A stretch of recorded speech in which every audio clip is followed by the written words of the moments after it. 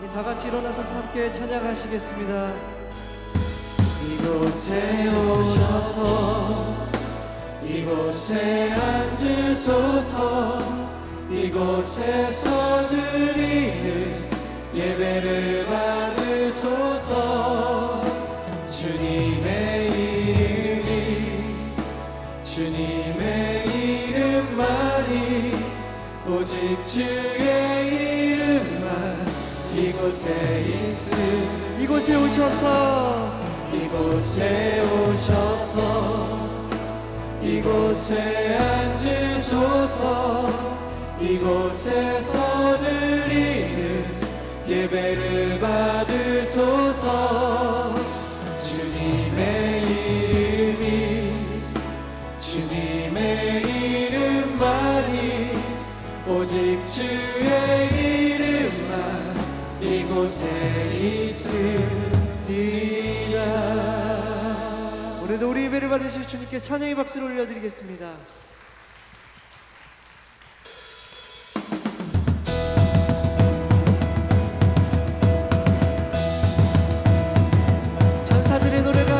천사들의 노래가 하늘에서 들리니 상과들이 기뻐서 메아리 쳐우. 한밤중의 목자들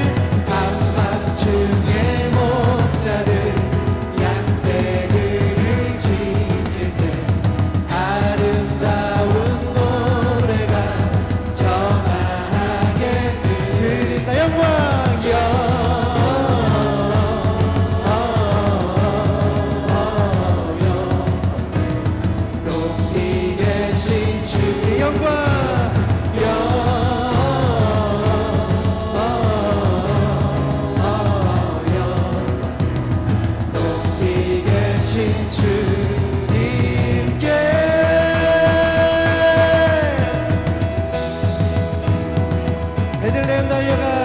베들레헴 달려가 나시나기 예수께 울어 경배합시다.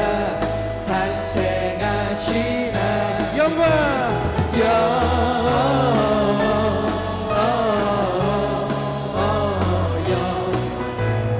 높이 계신 주의 영광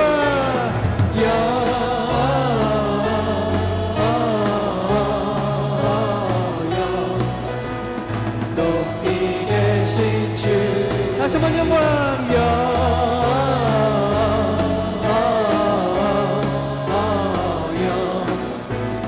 높이 계신 주께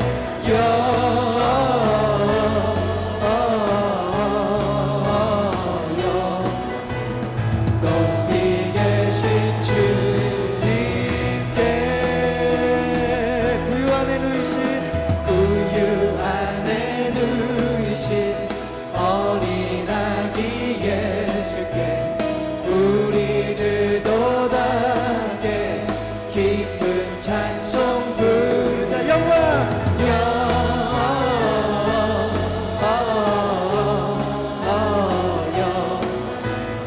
높이 계신 주의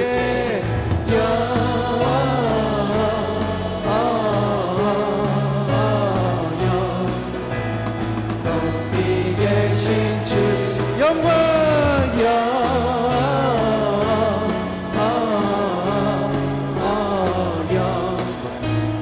높이 계신 주의 영광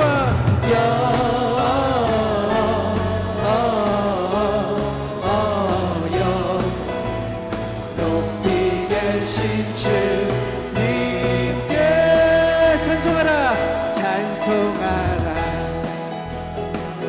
여호와의 종들아 주님 집에 서 있는 자들아 성소 향해 손을 들고서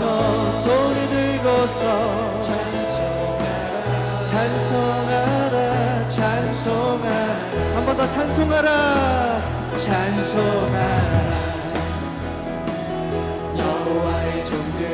여호와의 종들아 주님 집에 주님 집에 서 있는 자들아 서 있는 자들아 성소 향해 손을 들고서 찬송하라 찬송하라 경배하라 경배하라 여호와의 종들아 주님 집에 서 있는 자들아 성소 향해 성소 향해 손을 들고서 경배하라 감사하라 감사하라 여호와의 종들아 주님 집에 서 있는 자들아 성소 향해 손을 들고서 감사 우리 한 번 더 찬송하라 여호와의 종들아 찬송하라 여호와의 종들아 주님 집에 서 있는 자들아 성소 향해 성소 향해 손을 들고서 찬송하라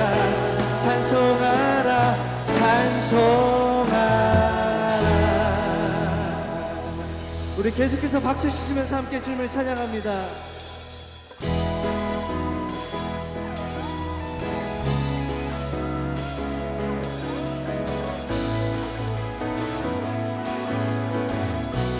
주 안에서 기뻐해 주 안에서 기뻐해 주 안에서 기뻐해 주님 주신 기쁨으로 기뻐하라 아멘. 주 안에서 기뻐해 주 안에서 기뻐해 우리의 힘은 주를 기뻐하는 것 우리 한 번 더 주 안에서 기뻐해 주 안에서 기뻐해 주 안에서 기뻐해 주님 주신 기쁨으로 기뻐하라 주 안에서 기뻐해 주 안에서 기뻐해 우리의 힘은 주를 기뻐하는 것 기뻐 춤을 추며 기뻐 춤을 추며 크게 소리 높여 살아계신 주의 이름 내 마음 나의 찬양해 주를 바라볼 때 새 힘 주시니 우리의 힘은 주를 기뻐 춤을 추며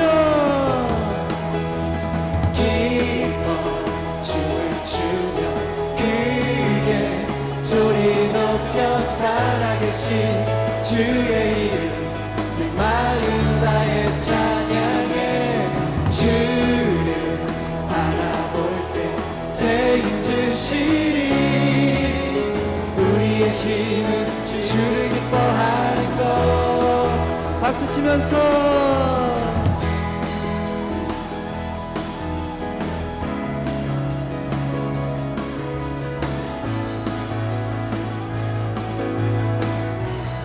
주 안에서 기뻐해 주 안에서 기뻐해 주 안에서 기뻐해 주님 주신 기쁨으로 기뻐하라 헤이 헤이 헤이 헤이 주 안에서 기뻐해 주 안에서 기뻐해 우리의 힘은 주를 기뻐하는 것 기뻐 춤을 추며 기뻐 춤을 추며 크게 소리 높여 살아계신 주의 이름 내 마음 다해 찬양해 주를 바라볼 때 새 힘 주시니 주를 기뻐하는 것.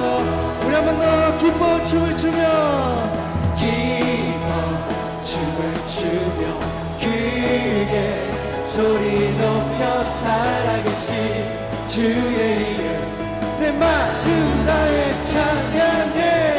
주를 바라볼 때 새 힘 주시리. 우리의 힘은 주를 기뻐하는 것. 우리의 힘은 주를 기뻐하는 것. 우리의 힘은 주를 기뻐하는 것. 우리 한 번 더. 우리의 힘은 주를 기뻐하는 것. 우리의 힘은 주를 기뻐하는 것. 할렐루야. 우리의 기쁨과 찬양과 감사와 모든 영광을 주님만 받아 주시옵소서. 아멘. 우리 자리에 앉으셔서 함께 마지막 찬양하겠습니다.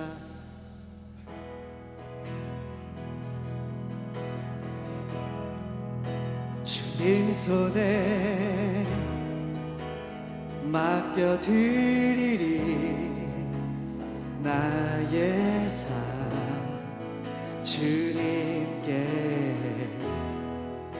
주님 손이 나의 삶 붙드네. 나 주의 것 영원히.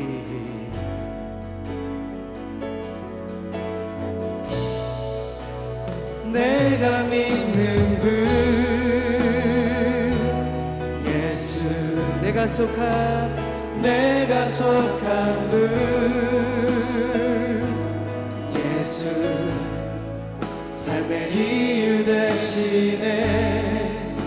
내 노래 되시네. 전심으로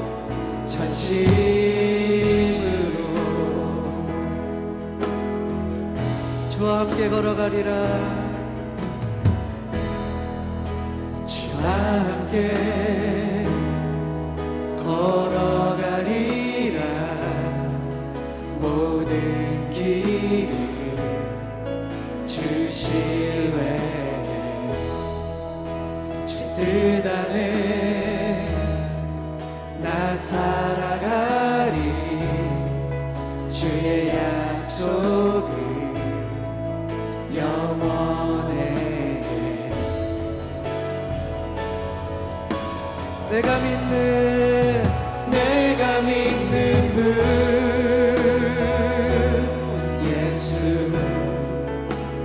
내가 속한 분 예수. 삶의 이유 되시네. 내 노래 되시네. 내가 믿는 분 예수. 내가 속한 분 예수. 삶의 이유 되시네. 내 노래 되시네. 내가 믿는 분 예수.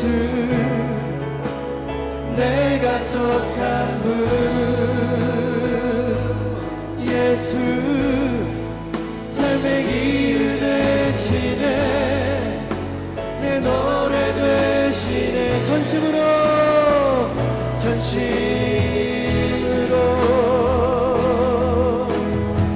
거룩하다.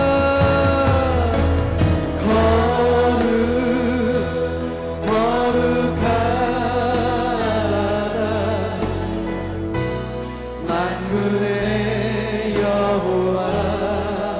그 영광이 온 땅에 충만하시도다. 거룩하다.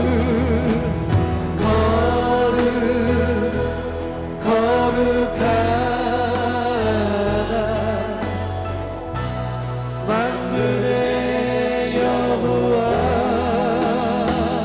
그 영광이 온 땅에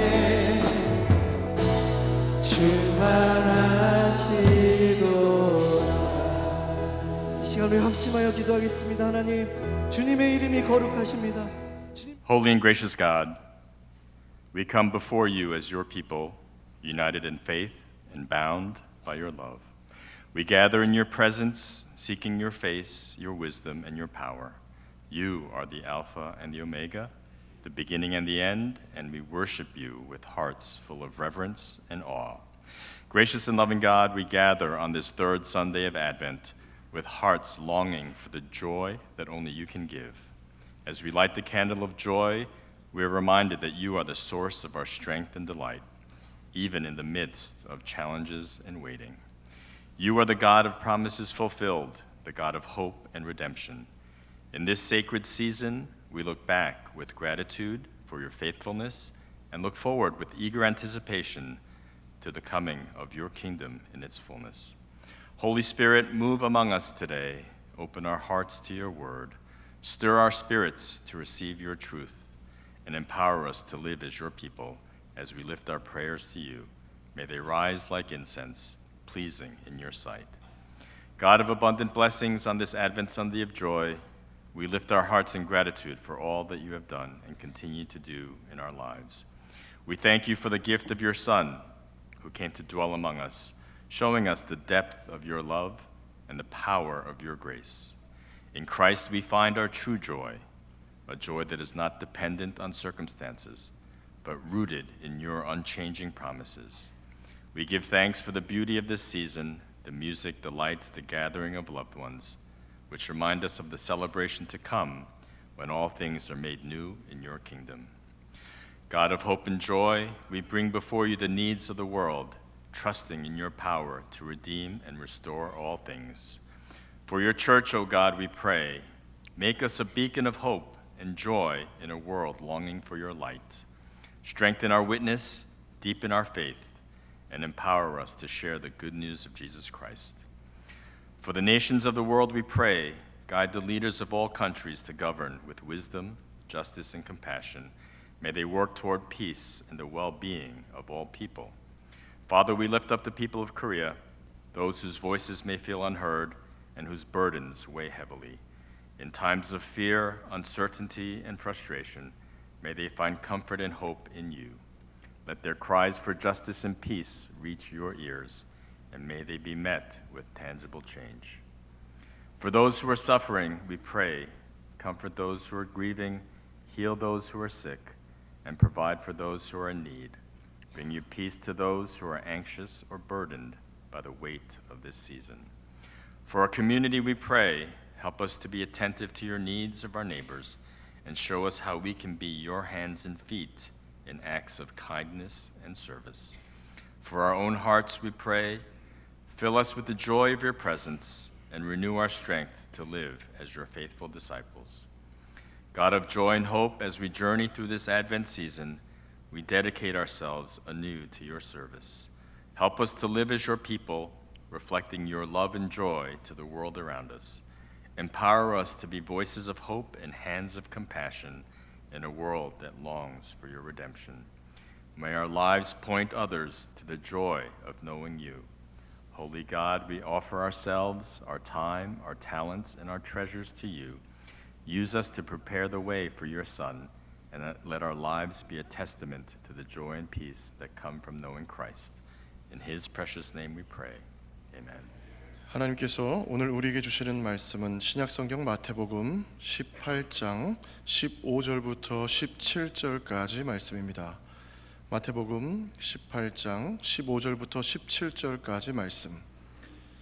제가 갖고 있는 성경은 신약 29면에 있습니다.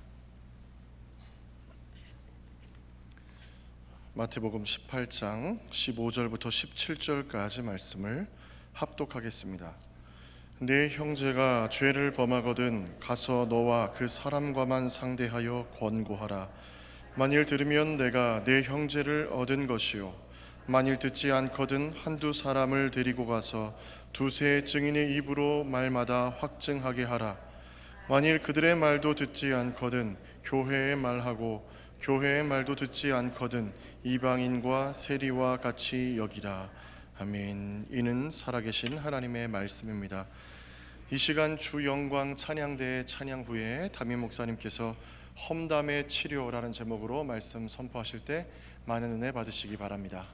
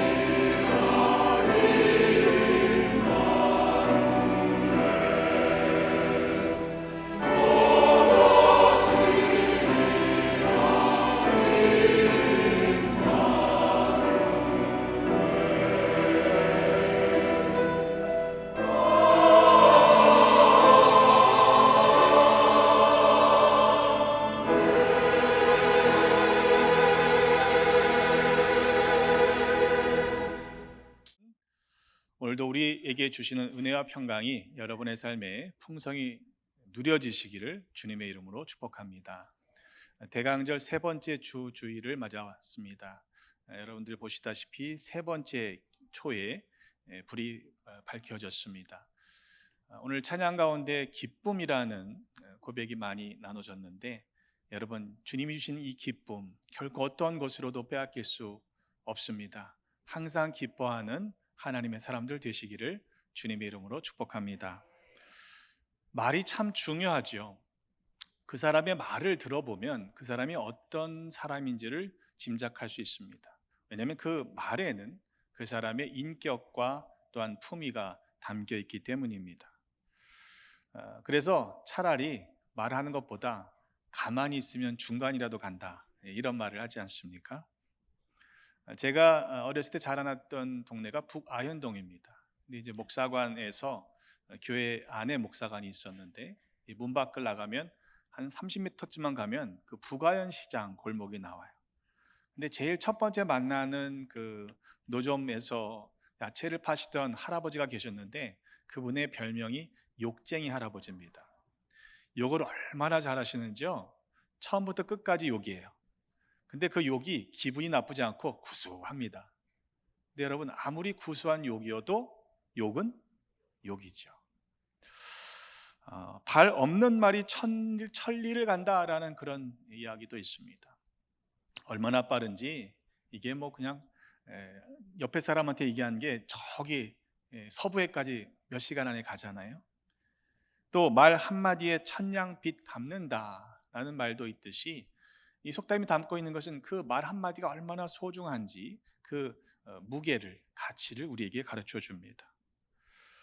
어떤 사람은 말이 빠른 사람들이 있습니다. 말은 잘하는데, 그럴듯하게 하는데 실제로 행동이 뒤따라오지 못하는 경우입니다.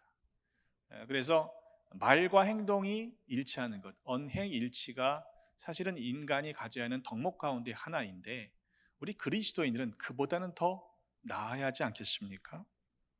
잠언에도 보면 이 말에 대한 교훈이 있습니다. 잠언 25장 11절의 말씀에 보니까 경우에 합당한 말은 아로 새긴 은 쟁반의 금사관이라 그랬어요. 말도 합당한 말, 경우에 맞는 말이 필요한 것이죠.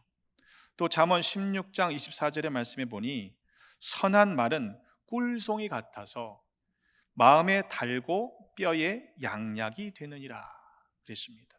기왕이면 우리가 말할 때 그것이 선한 말이고, 또 우리를 살리는 양약과 같은 그런 말들을 할 수 있는 모두가 되시기를 주님의 이름으로 축복합니다. 말을 적합하게 해야 되는데 그 타이밍을 맞추고 그 내용을 맞추는 것은 생각보다 쉽지가 않습니다.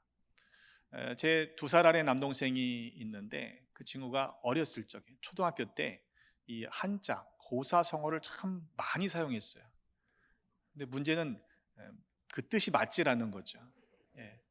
그 적합한 말을 해야 되는데 적당한 말을 그때 하지 못했던 것입니다. 하물며 그리스도인인 우리는 우리의 입술을 통해 어떤 말을 해야 할까요? 왜냐하면 우리 그리스도인들에게 말은 단순히 말이 아니라 말씀이고, 그 말씀은 능력이 되기 때문에 그렇습니다. 요한복음 1장 1절로의 말씀에 보면 태초에 말씀이 계시니라. 그런데 그 말씀이 하나님과 함께 계셨는데 이 말씀은 곧 하나님이시라고 분명하게 우리에게 증거하고 있습니다. 말씀으로 천지를 지으셨다는 것은 단순히 월딩을 의미하는 것이 아니에요. 말씀이신 주님께서 그 창조의 사역 가운데 함께 하셨기 때문입니다. 또한 요한복음 1장 14절의 말씀에 보니 그 하나님이신 말씀이신 하나님께서 이 땅의 육신의 모습으로 내려오셨다는 사실을 우리에게 또한 증거합니다. 때문에 우리 그리스도인들은 이 말을 가볍게 여길 것이 아니라 하나님의 말씀을 선포하는 것처럼 중하게 여겨서 더 거룩한 입술로 쓰임받아야 할 줄로 믿습니다. 한마디의 말 때문에 기분이 상하는 경우도 얼마나 많습니까?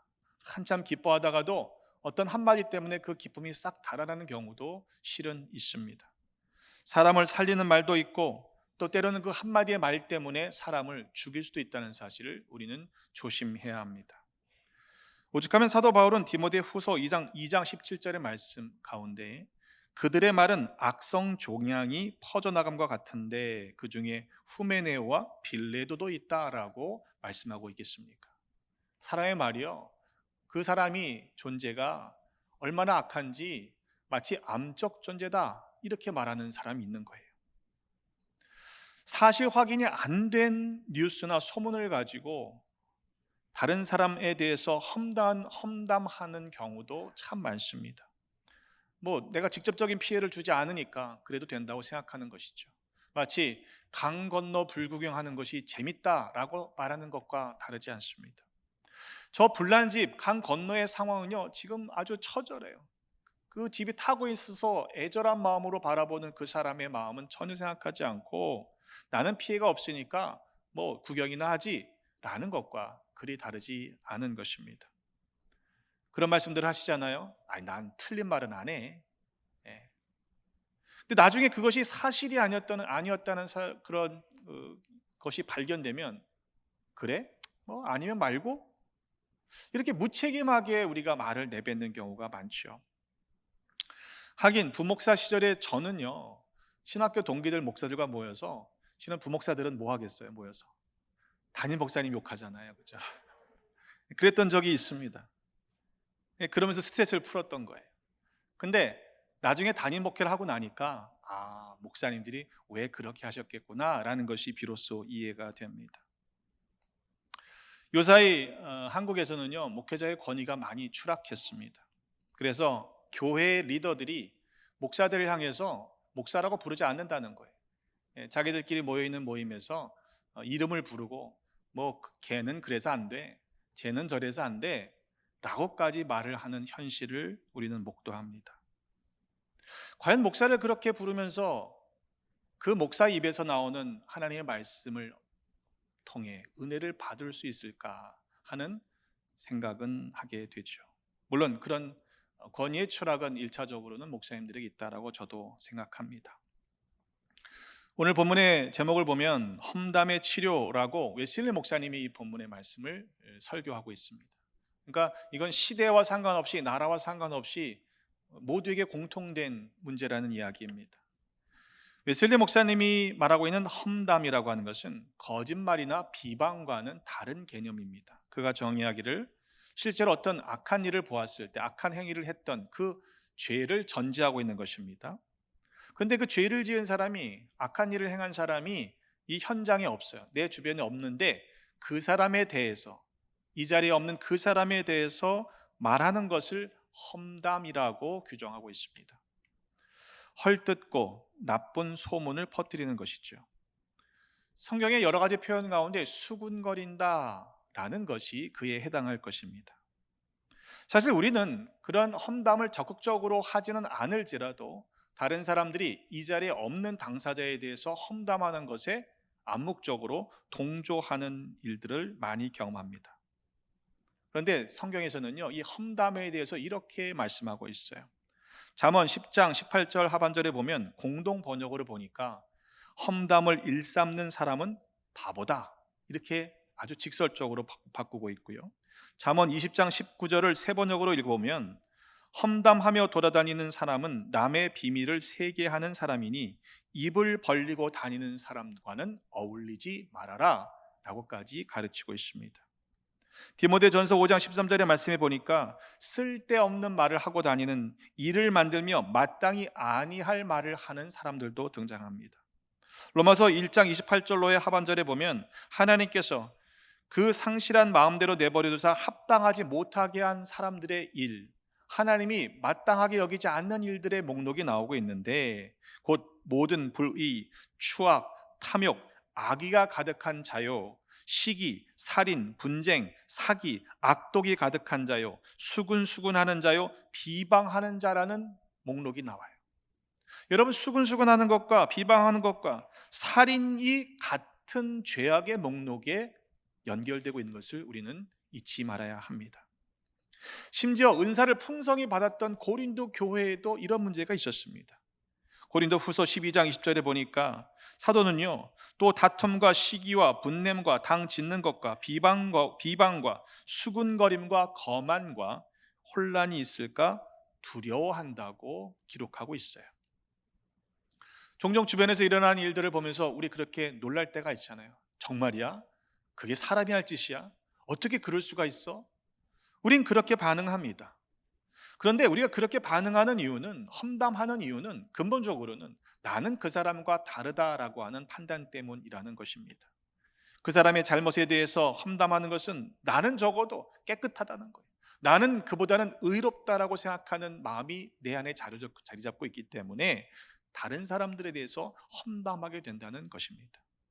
그런데 웨슬리 목사님은 그렇게 다른 사람들에게 험담하는 내 안의 자만심, 내 안이 내가 더 거룩하고 내가 더 깨끗하다고 하는 그 생각이 혹 거룩이라는 가면을 쓰고 우리를 죄 가운데로 이끌어가는 교만의 함정에 걸려 넘어질 수 있는 것이다 라고 경고하고 있습니다. 자, 그렇다면 우리는 어떻게 그러한 험담의 함정에 빠지지 않을 수 있을까요? 예수님의 말씀을 들어서 웨슬리 목사님은 우리에게 가르치고 있습니다. 예수님도 그와 맥락을 같이 하는 말씀을 주고 계시는 것이죠. 오늘 본문의 말씀으로 돌아가 보면 네 형제가 죄를 범하거든 가서 너와 그 사람과만 상대하여 권고하라 그랬습니다. 다른 사본에 보면 이 죄라는 것이 그 사람에게 내게 죄를 범한 것을 의미합니다. 형제가 죄를 지은 게 분명해요. 잘못이 있어요. 그런데 그가 잘못이 있다고 해서 동네방네 돌아다니면서 그 사람의 죄에 대해서 소문낼 필요가 없다는 것입니다. 네 형제가 죄를 범하거든 가서 너와 그와만 상대하여 권고하라는 것이죠. 이 정도 차원에서 문제가 해결되면 얼마나 좋겠어요. 사랑의 마음으로 그 형제에 대해서 이렇게 하면 안 됩니다, 이렇게 하셔야 됩니다 라고 권고할 때에 그가 죄를 회개하고 뉘우치고 돌아올 수 있다면 가장 이상적인 것이죠. 그렇게 하기 위해서 우리가 가져야 할 그리스도인의 태도가 또한 중요합니다. 과연 이것이 사랑의 마음의 권고인가? 복음에 일치하는 태도인가? 교만하고 자만을 가득 채우고 독선, 경멸, 모독이 느껴지는 시선이어서는 안 된다고 말씀하고 있습니다. 그의 몸짓도 그의 목소리도 그렇게 사람들을 경멸하고 성내고 비난하고 증오하는 그런 냉소적인 태도가 되지 않도록 주의해야 한다라고 가르치고 있는 것이죠. 왜냐하면 이 모든 것들이 사랑의 마음에 기인해야만 하기 때문이라는 것입니다. 디모데후서 2장 25절의 말씀에 거역하는 자들을 온유함으로 훈계하라고 그랬어요. 그렇게 해야만 그 거역하는 사람들이 혹 돌이킬 수 있기 때문인 것이지요. 만약 내가 그렇게 그러한 그리스도인의 태도로 다가가서 그 사람에게 권면할 수 없다면 그럴 수 있는 사람들을 택하여 보내는 것도 한 방법이라고 웨슬리 목사님은 제안했습니다. 그러나 결국에는 그것조차도 사랑의 마음을 전할 수 있는 사람이어야 한다는 것이에요. 만약 그런 형편도 되지 않으면 글을 써서 그 사람에게 권면하는 것도 가능한 방법이다 말씀하고 있습니다. 하지만 아무리 그 사랑의 마음을 담은 글을 보낸다고 해도 이 글이 가지고 있는 표현의 제한적인 요소를 우리는 신경 써야 할 것입니다. 이러한 말씀을 저는 오늘 이 시대에 우리 목회 실제 현장에서 어떻게 적용하냐 하면 우리 사역자들에게 그렇게 당부를 해요.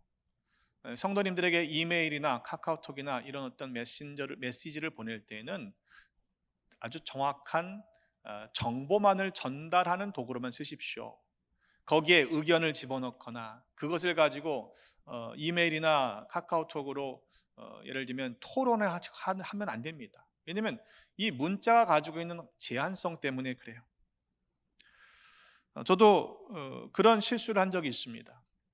한 번은 교회에서 새로 등록한 교인이 집사님이셨는데 제임스 모라는 집사님이세요. 근데 처음에는 열심히 하신 것 같더니 좀 시간이 지나니까 계속해서 교회에 문제를 일으키시는 거예요.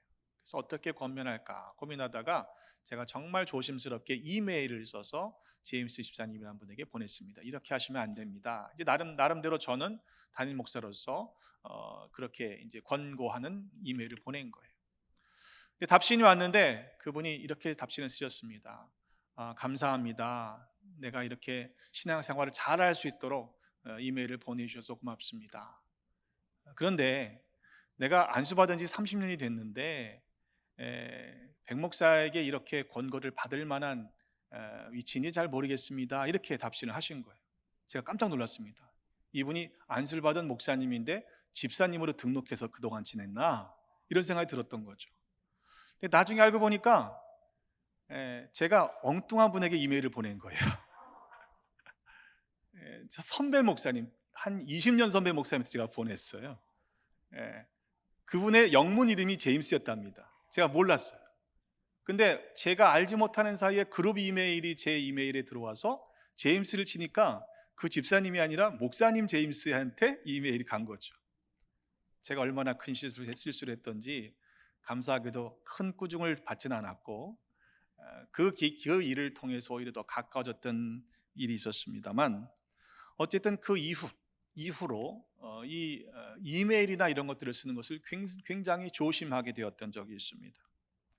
어쨌든 이런 우리가 마음을 전해서 글이든 사람이든 만남을 통해서 그가 회개하고 돌아오면 얼마나 좋겠어요. 만약 그 권고를 듣고 죄를 회개하고 돌아오면 형제를 얻은 것이다, 이렇게 말씀하고 계시는 이유입니다. 그러나 여기에도 예외가 있습니다. 웨슬리 목사님의 경우에는 만약 그렇게 1대1로 가서 그 이야기를 들었는데 그 이야기가 이웃의 재산과 생명을 탈취하려는 그런 범죄의 행위가 담겨 있다면 이것은 1대1로 말할 차원이 아니라는 것입니다. 이것은 험담하지 말라는 그 항목에 해당되지 않는다고 했습니다. 오늘 이 시대의 목사님들도 상담을 하는 사역들이 많이 있지 않습니까? 그러니까 모든 것은 그 사람의 프라이버시를 지켜서 컨피덴셜하게 그 비밀을 지켜주는 것이 최소한의 의무입니다. 근데 예외가 있어요. 만약 그 상담 가운데 어떤 약자를 보호해야 될 그런 즉각적인 조치가 필요한 경우에는 그것을 지키지 않아도 되는 예외적인 규정이 있기는 합니다. 하여튼 이런 1대1의 만남 속에서 한 영혼이 그 죄로부터 돌이켜 회개하고 뉘우치고 개선된 삶을 살아간다고 하면 가장 이상적인데 그게 생각보다 쉽지가 않습니다. 그가 들으려고 하지 않고 선을 악으로 갚고 죄를 인정하기보다 오히려 화를 내고 들은 척도 하지 않고 악한 길을 계속 가려고 한다면 어떻게 해야 합니까? 두 번째 스텝이 있습니다. 16절에 만일 듣지 않거든 한두 사람을 데리고 가서 두세 증인의 입으로 말마다 확증하게 하라, 그렇게 가르치고 계십니다. 그러니까 이제는 혼자 가도 안 되니까 두세 사람 데리고 가서 망신을 줘라, 이런 이야기가 아닙니다. 이웃을 사랑하는 같은 마음을 가지고 권고할 수 있는 한두 사람을 함께 데리고 가서 말마다 이것이 그렇게 하면 안 된다는 것이라는 사실을 가르쳐야 한다는 것입니다. 겸비한 마음, 온유한 마음, 인내의 마음으로 함께 그를 사랑하며 가르칠 수 있는 사람과 동행하라는 것이죠. 어떤 분노나 편견도 없고 그 형제에 대해서 이렇게 하는 것은 내가 당신을 사랑하기 때문이라는 사실을 드러낼 수 있는 사람이어야 한다는 것입니다. 그런데 그렇게 하면 들을 것 같죠? 많은 경우가 듣지 않는다는 것이에요. 어떻게 해야 합니까? 아마도 예수님께서 3세번을 좋아하셨는지 모르겠습니다만 세 번째 스텝을 가르쳐 주세요. 17절의 말씀에 만일 그들의 말도 듣지 않거든 교회의 말하고, 세 번째 스텝입니다. 그것은 교회 공동체에 대놓고 드러내놓고 공개적으로 창피를 주라는 말은 아닙니다. 여기서 웨슬리 목사님이 말하는 이 교회는 당시 영국 국교회의 시스템을 이해할 때는 그것은 영적인 돌봄의 책임이 있고 또 죄에 대해서 권징해야 될, 견책해야 될 책무가 있는 목사를 가리키는 것이라고 웨슬리 목사님은 이해했습니다. 우리가 이전에 UMC의 시스템 안에 있을 때도 마찬가지입니다만 교회의 결정은 개척교회의 결정이라기보다는 법적인 구조 안에서는 감독의 결정이 곧 교회의 결정이라고 하는 것과 같은 맥락이라고 이해할 수 있습니다. 그러나 제 입장에서는 이러한 말씀이 목사나 감독의 어떤 제도적인 것에 대한 권위를 부여하는 것이라고 이해하지는 않습니다. 예수님의 말씀은 그보다 좀 더 공동체적인 의미가 있다고 여기기 때문에 그래요. 이 말씀을 우리에게 적용해 본다면 개인이 찾아가서 내지는 한두 사람이 더 찾아가서 그렇게 권고할 때 듣지 않는 경우에는 교회 공동체 리더십에게 얘기하고, 또한 교회 공동체가 함께 우리 공동체 안에 있는 죄의 문제에 대해서 책임을 져야 한다는 의미로 해석하는 것이 맞다라는 이해를 합니다. 결국 우리 안에 있는 문제라는 거예요. 교회 안에 있는 문제라는 거예요.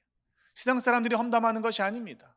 그렇다면 이 험담의 장애물들을 제거해야만 교회 공동체가 사랑 안에서 풍성한 아름다운 열매를 맺을 수 있기 때문인 것이지요.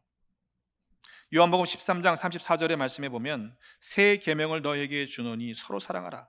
내가 너희를 사랑한 것 같이 너희도 서로 사랑하라. 너희가 서로 사랑하면 이로써 모든 사람이 너희가 내 제자인 줄을 알게 되리라 말씀하셨어요. 여러분 상상해 보세요. 교회 공동체가 서로 사랑해야만 세상에 있는 사람들이, 모든 사람들이 야 그래 저 교회는 진짜 교회구나, 하나님이 살아계시는 교회구나, 서로 사랑하니까. 그런데 서로 사랑하지 않고 분열하고 투쟁하고 험담하고 헐뜯는 교회라면 여러분 모든 사람들이, 세상의 사람들이 뭐라고 얘기하겠어요? 교회 맞아? 그리스도인 맞아? 라고 말하지 않겠냐는 것입니다. 요한 1서 3장 18절의 말씀에 보면 자녀들아 우리가 말과 혀로만 사랑하지 말고 행함과 진실함으로 하자 그랬습니다. 말로야 뭘 못하겠어요. 그러나 진짜 그 말이 진심이 담겨 있다면 행함으로 사랑하게 될 것이라는 말씀인 것이지요. 바라기는 우리 배단이가 지금까지 감당해 왔듯이 앞으로에도 계속해서 주님 다시 오실 그때까지 더욱 사랑으로 섬기고 용납하고 또 받아들여 줄 수 있는 그런 넉넉한 믿음의 공동체가 되어 가시기를 주님의 이름으로 축복합니다. 더 나아가서 누군가 험담하는 이야기를 듣게 되면 그 일에 동참하지 말고 즉시 단호하게 그를 제지하고 험담 듣는 것을 거절하라고 웨슬리 목사님은 가르치고 있습니다. 사실 이야기가요, 처음에 시작될 때는 이런 이야기가 시작되는데 이게 눈이 굴러가는 것처럼 커지잖아요. 엉뚱한 얘기로 와전되는 경우가 참 많이 있습니다. 저도 목회를 하다 보면 종종 저에 대한 루머들을 듣습니다. 근데 제가 일일이 대꾸하지는 않아요. 대응하지는 않습니다만 제가 그렇게 부탁은 드려요. 마음대로 하시다가 제자리에만 돌려놓으시라고. 여러분 그리스도인들은요 험담을 하지 않는 것으로만 충분하지 않습니다. 왜냐하면 하나님이 우리를 지으신 목적이 있기 때문에 그래요. 이사야서 43장 21절의 말씀에 이 백성은 내가 나를 위하여 지었나니 나를 찬송하게 하려 함이라. 하나님을 찬송해야 하는 거룩한 존재로 우리를 지으셨는데 우리가 험담 따위나 일삼는 사람들이 되어서야 되겠습니까? 야고보서 3장 9절의 말씀에 보면 이것으로 우리가 주 아버지를 찬송하고 또 이것으로 하나님의 형상대로 지음받은 사람을 저주하나니 한 입에서 찬송과 저주가 나오는도다. 내 형제들아 이것이 마땅하지 아니하니라. 그렇게 말씀했습니다. 특별히 우리 찬양대 찬양팀만 해당되는 것이 아니라 우리 모두가 하나님이 부르신 예배자로 살아가기에 부끄럽지 않도록 매일매일의 삶 속에서, 여러분의 일상 삶 속에서 거룩한 입술로 살아가시기를 주님의 이름으로 부탁을 드립니다. 자, 이렇게 우리가 교회를 통해서도 권면을 했건만 듣지 않으면 어떻게 해야 합니까? 교회의 말도 듣지 않거든 이방인과 세리와 같이 여기라 그랬습니다. 세 번쯤 했으면 충분하다는 얘기인가요? 당시 유대인들에게 이 이방인이라는 개념, 세리라는 개념은요 사람 취급하지 못하던 사람들이에요. 유대인들은 이방인들을 어떤 존재로 이해했냐면 이방인들은 지옥을 위한 땔감, 불쏘시개밖에 안 되는 존재라고 여겼습니다. 그러니까 얼마나 사람을 대할 때, 이방인들을 대할 때 사람 취급하지 않았던 것인가요? 그러니까 세 번 권면해도 듣지 않는 사람들은 사람 취급할 필요 없다, 이렇게 말씀하시는 것은 아닙니다. 왜냐하면 그 이후에 이어지는 말씀의 맥락이 그렇지 않기 때문에 그래요. 사실 그렇게 간절한 마음으로 권면할 때 말씀을 들으면 얼마나 좋겠어요. 심지어는 사도 바울이 에베소에서 복음을 전할 때에도 그 말씀을 듣지 않았던 사람들이 있습니다. 사도행전 19장 말씀에 보니까 바울이 에베소 회당에 들어가서 석 달 동안 하나님 나라에 대한 말씀을 강론했어요. 여러분, 바울이 가르친 거예요. 석 달 동안 특별 집회를 한 것입니다.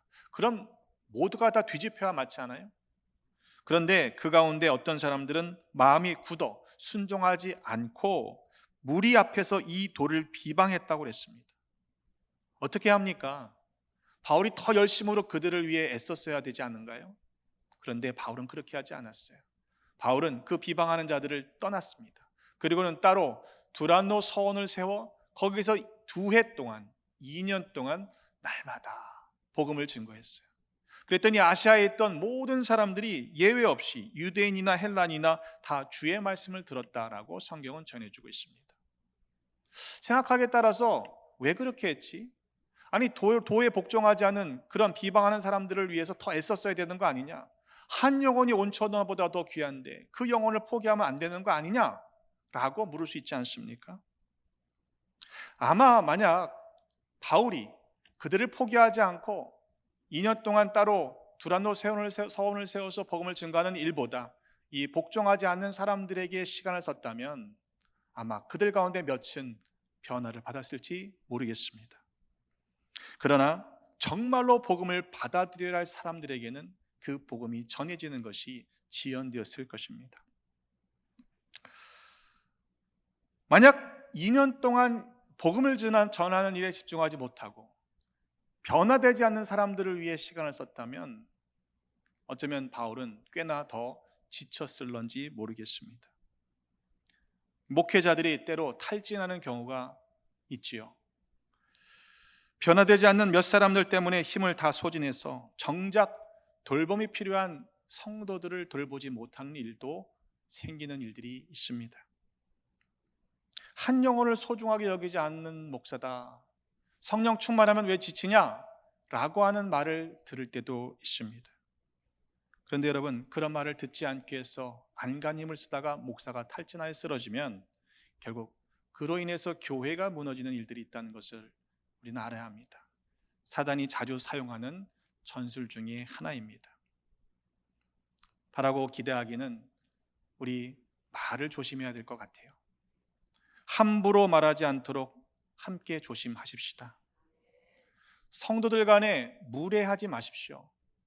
나이를 떠나서, 직분을 떠나서 존경하는, 존중하는 사랑의 언어를 사용하시기를 부탁을 드립니다. 생각 없이 나는 그냥 내뱉었는데 그 말이 상대방의 비수가 되어서 큰 상처를 입힐 수도 있기 때문에 그렇습니다. 우리가 다른 사람들을 조금이라도 더 배려하는 마음이 있다면 그렇게 함부로 말할 수는 없는 일이기 때문입니다. 물론 의도하지 않았는데도 상대방에게 상처를 주거나 큰 오해를 줄 수 있는 경우는 있을 수 있습니다. 그러나 서로를 사랑하는 마음이 있다면 말과 행동부터 더욱 조심할 수밖에 없는 것입니다. 오늘 함께 읽으신 본문의 말씀은 그것으로 끝나지 않았어요. 마태복음 18장 21절의 말씀과 연결시켜 보면 그 말씀을 들은 베드로가 예수님께 이렇게 묻습니다. 주님, 형제가 내게 죄를 범하면 몇 번이나 용서해 줘야 합니까?